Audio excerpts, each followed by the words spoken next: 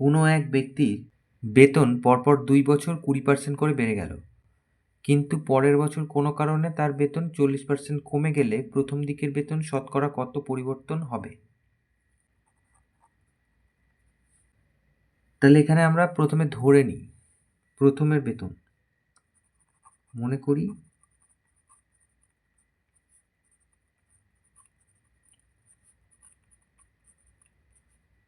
ব্যক্তিটির প্রথমে বেতন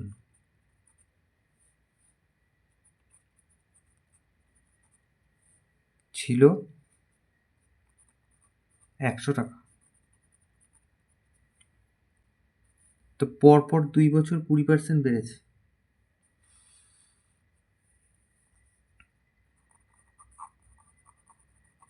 প্রথম বছরে 20% বাড়লে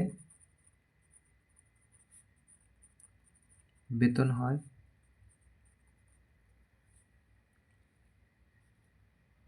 কত? 100 ছিল আর সরাসরি 20% মানে কি 100 তে 20? হিসেব করছি না, সরাসরি যোগ করে দিচ্ছি। 120 টাকা।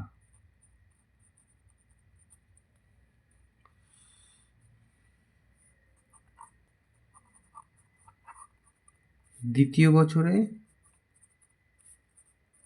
20% বাড়ে, বেতন হয়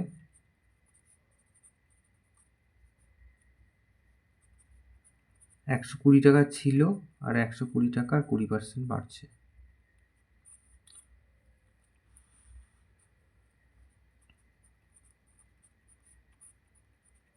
এখানে হিসেব করি,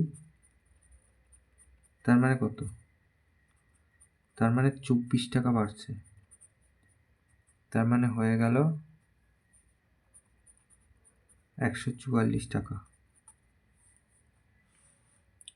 এইবার বলেছে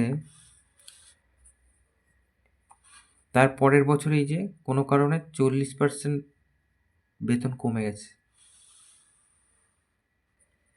তাহলে তৃতীয়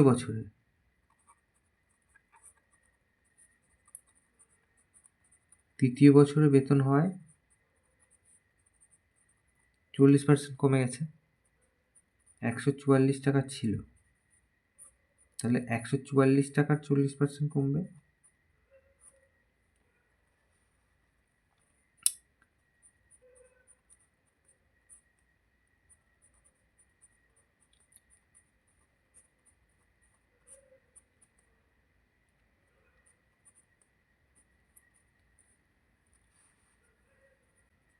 তাহলে এই যে 288 তলায় 5, তাহলে 144 টাকা। তাহলে 5 5 25, 5 7 35, 5 6 30। তাহলে হয়ে গেল কত? এই যে 144.0, তো 5 7.6, 4 ঘর হাতে 1, 8 6 14 হাতে 1, 5 6 4 8 14। তাহলে এই টাকাটা হয় 86.4 টাকা। তাহলে প্রথমে ছিল 100 টাকা বেতন আর এখন হয়েছে এই টাকাটা। তাহলে কতটা কমলো?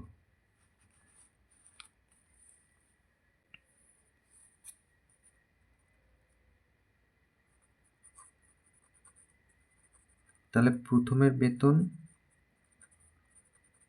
কমেছে, এই যে 100 থেকে বিয়োগ করে দিই 86.4।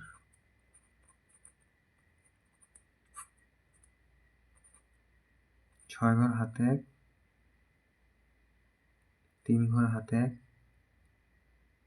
10, এত টাকা। তাহলে লিখব প্রথমের বেতন 13.6% কমবে। এটা উত্তর।